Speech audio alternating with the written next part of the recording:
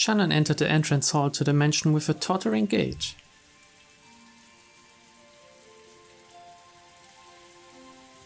A mixture of exultation and uncertainty gave her a feeling that she couldn't easily describe.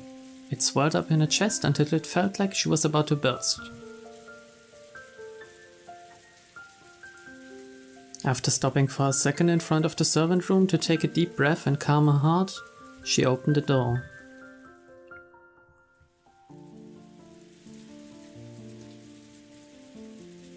Inside, Goda, who had been ordered to take the midnight shift at the mansion tonight, was absorbed in a worn-out crossword puzzle magazine.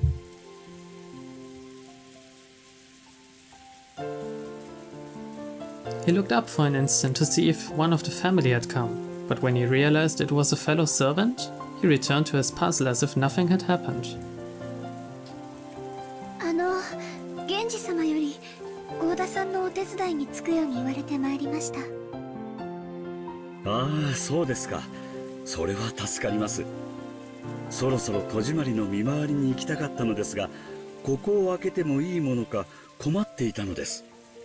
何しろ旦那様方の会合はまだだいぶ続きそうですからね。いつ何時お茶のご用命があるかもわかりませんし。そうですよね。ではどうしましょうか。私が留守番を。ではシャノンさん、申し訳ありませんが、お屋敷内の見回りをお願いします。私はここで親族の皆さんのご用命の待機をしておりますので。はい。Shannon was slightly disgusted. Even though she'd come here to help out as a favor, she was casually being forced to do the job of the person actually on duty.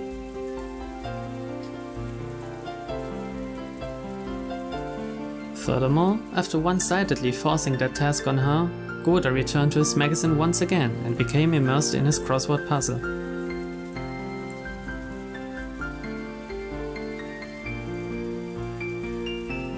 Shannon bowed her head as a token sign of respect for her elder, then left the room to patrol the mansion. Thanks to her being a bit ticked off, she managed to suppress that floaty feeling she'd been having until just now. And anyway, she couldn't let Genji or Kanon see her looking like this. She wanted a little time to herself until her heart calmed down, so maybe going on patrol wouldn't be so bad.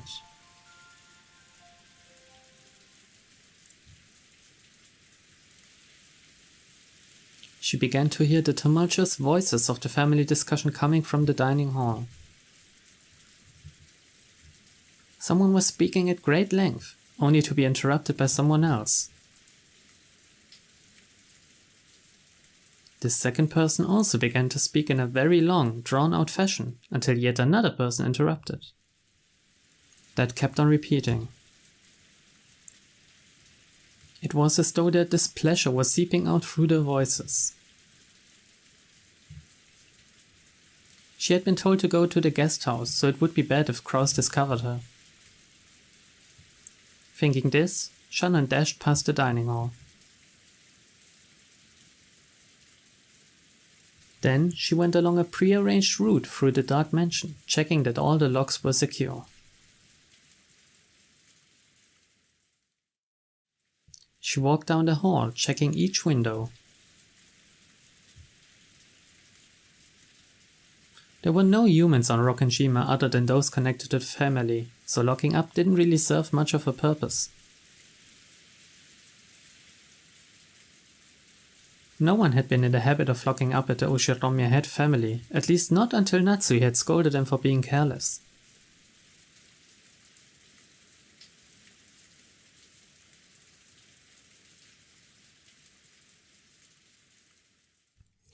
The metal fixtures on the windows were ice cold, and as she checked them one by one, the glow in her heart seemed to cool down.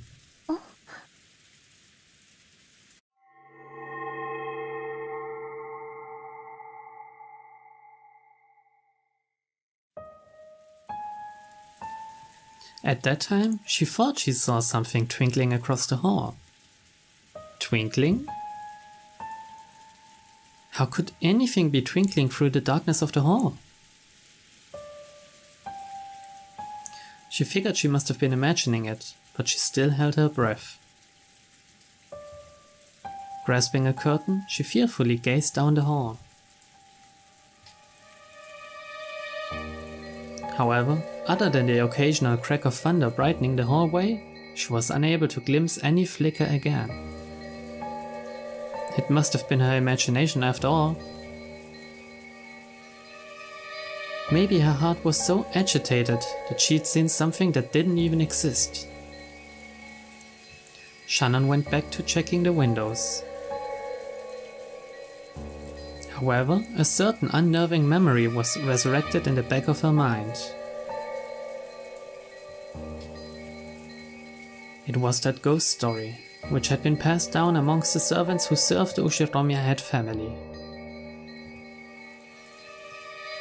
The mansion had two different masters, one of the day and one of the night. Beatrice, the master of the night, would sometimes fly around the mansion in the form of sparkling butterflies. That was the story. Come to think of it, didn't Kanon-kun once say he'd seen it with his own eyes? Though he got sulky when I said he must have imagined it and refused to believe him. Could it possibly be true? The roar of the thunder gave no answer.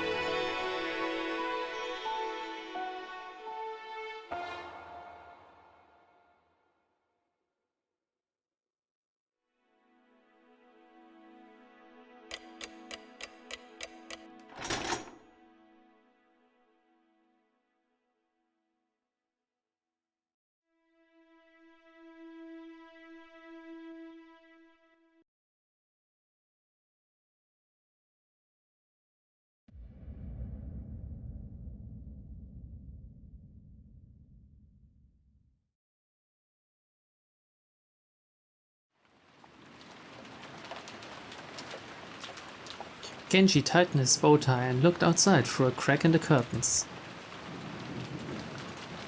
Maybe the rain had died down a tiny bit since the previous night. But the thick rain clouds didn't seem like they'd be letting any trace of the morning sun get by. The morning was dim and far from refreshing. やはり今日いっぱいはやみそうにないか。お待たせしました、源氏様。Kanon finished checking his appearance and exited the washroom. On the normal schedule, it was rare for anyone to have to suffer going straight from a midnight shift to an early morning shift. They were on a special schedule for the 2 days of the family conference. However, unless the typhoon passed today, the relatives' stay on this island would last until tomorrow. Kanon thought it best to be prepared for the special schedule to last an extra day.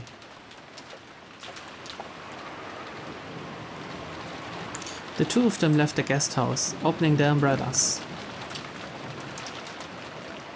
The rose garden had been devastated by the wind and rain on the previous night.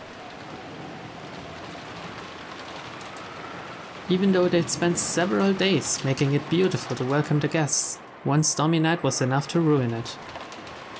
Kanon sighed. The two headed for the mansion. They were supposed to meet up with Goda and prepare breakfast.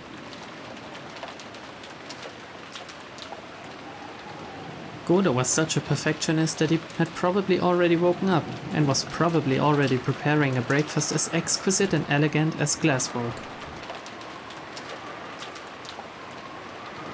They reached the overhang by the entrance to the mansion and folded up their umbrellas. Genji took a bundle of several keys from his pocket and unlocked the front door.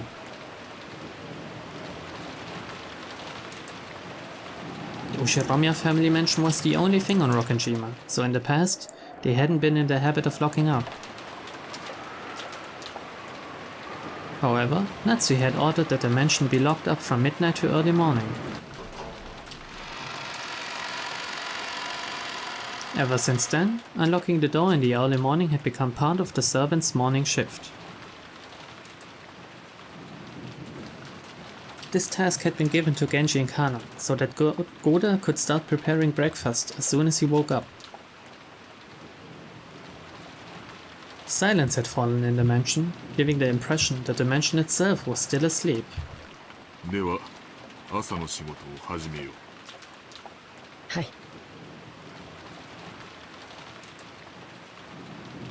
The two of them split up and began opening the curtains throughout the mansion.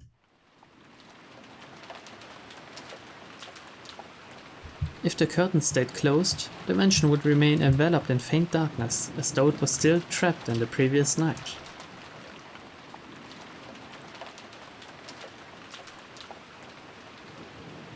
Following a well-rehearsed procedure, Kanon went around the mansion, opening the curtains for one window after another, without having to retrace his steps once.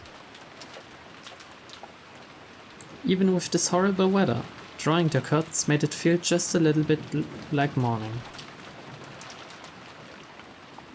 While doing that, he passed in front of the kitchen. Even though he hadn't smelled anything yet, his stomach started aching for some of Goda's prized cooking. おはようございます。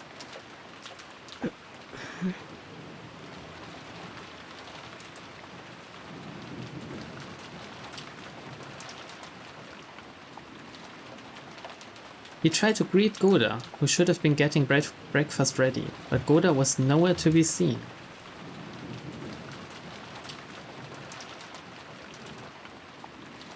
The kitchen was darkly lit, and not only were the curtains not open, but a fan wasn't even running. It was still cold, without any trace of a fire being lit, so of course there were no signs of breakfast getting made either. Though it would have been inexcusable, perhaps Goda had overslept. Even servants are only human. They sometimes sleep in and show up late.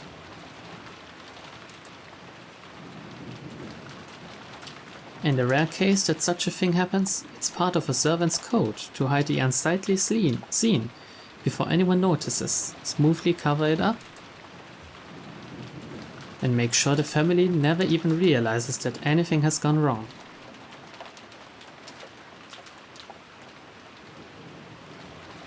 Kanon took the receiver of the phone that had been fitted to the wall and dialed a number for the extension line in the servant's sleeping room.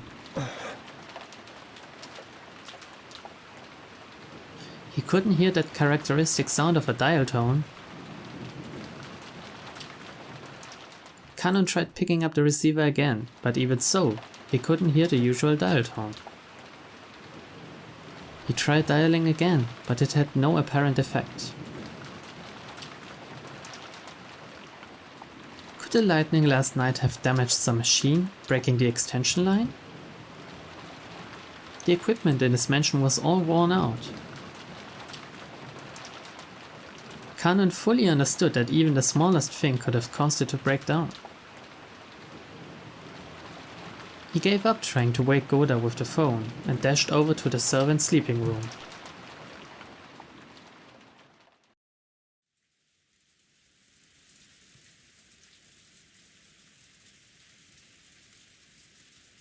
How long has it been since I stopped sleeping and started lazily staring up at the ceiling? That vague sense of awakening was part of Natsuhi's usual morning experience. She always slept lightly, and she couldn't sleep at all without medicine. To Natsuhi, sleep was definitely not a happy thing. When she looked outside, she saw that it was still pouring. If she hadn't sensed a tiny amount of light, she might have mistakenly thought that it was still the previous night. She herself was one of the hosts, so she mustn't wake up later than her guests. Urging herself on, she raised up her body, which still hadn't completely recovered from yesterday's weariness. No one would torment her as long as she remained inside this room. And her headache wouldn't get any worse here. This room was the only place she could find peace. So when she left, it meant returning to the world where her husband's siblings kept trying to stab each other in the back. In that case, wouldn't it be better to just stay locked up in this room forever? That ridiculous notion brought a bitter smile to Natsuhi's face. She was starting to sound like Kinzo.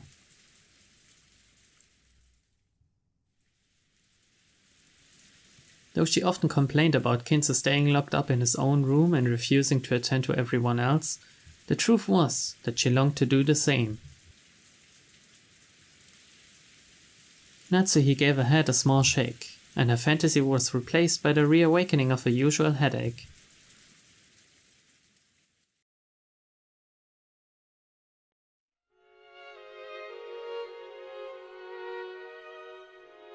When she reached for the doorknob, trying to leave the room, her hand touched the scorpion charm that she had hung from it before going to sleep the previous night. It was Maria's charm, which Natsuhi had received from Jessica.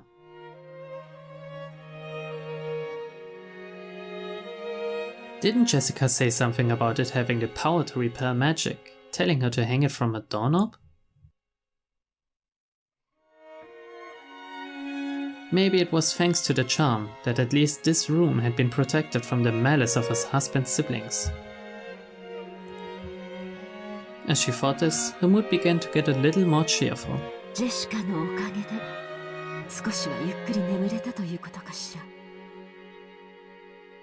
Then Natsuhi remembered. That's right, last night I promised Jessica that I'd give her a charm of my own in exchange for this one, didn't I?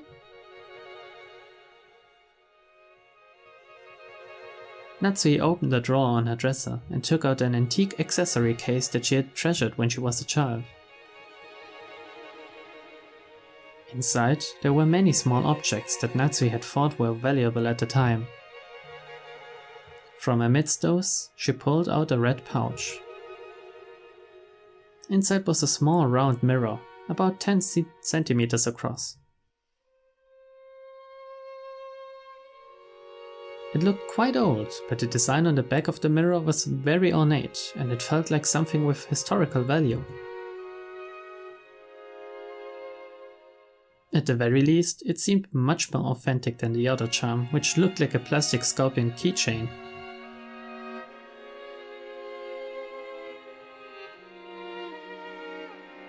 She had heard that this was a spiritual mirror for warding off evil spirits, and she had been given it specially by her grandmother when her grandfather's mementos had been distributed. It had been believed since long ago that a strange power resided in this mirror. Perhaps people thought it could reflect calamity and malice in the same way it reflected light. Natsui returned the mirror to its pouch. It would probably be a fitting object to hand over to Jessica.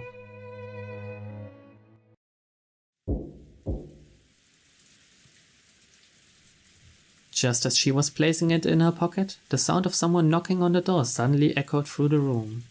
Hi. おはようございます、奥様。現時早朝から申し訳ございません。今行きます。何事ですか?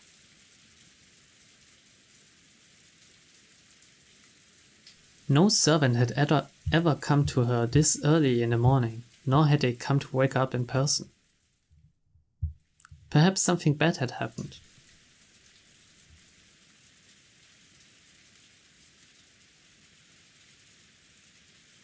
Maybe some fatal oversight had been made while preparing breakfast, something that would shame the household in front of their guests.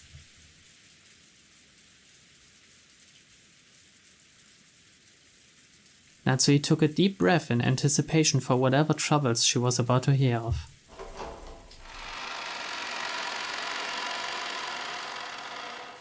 When she opened the door, Genji once again gave a morning greeting while bowing deeply. Natsui tentatively responded. おはようございます。何かありましたか? 申し訳ございません。昨夜の落雷で電話機器に故障が出たようです。内線電話が不通になっておりますもので、直接のお伺いになってしまったことをお許しください。内線電話が不通? それは面倒になりましたね。修理は可能ですか? 残念ながら故障箇所がわかりません。後で業者を呼んで修理させたいと思います。ということは、この台風が過ぎるまでは修理不能ということですか。つまり、客人たちの滞在中はずっと普通ということですね。客人たちのお世話に支障は出ないよう最善を尽くします。結構です。粗相のないようよろしく頼みます。Natsui let out a small sigh of relief. She had been prepared for the worst. But damage to the telephones wasn't the kind of trouble she was worried about. Then again, even this would probably be enough to spark sarcasm from Eva. Natsui gave her head a light shake. 朝食の準備は順調ですか? それがゴーダの姿が見えません。朝食の支度もまだ行われておらず。何ですって? Natsui was indignant. To her, this was a much bigger problem than the phones not working. And despite that, this piece of information was the part that had been postponed. Why did everything go well most of the time, and then come to something like this when the relatives were visiting? Natsui put her hand to her forehead and shook her head. 大方朝寝坊でもしているのでしょう。とにかく誰でもいいから急いで朝食の準備を。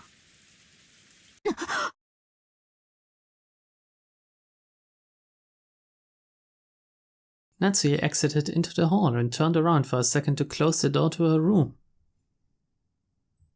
The creepy thing she saw there silenced her completely.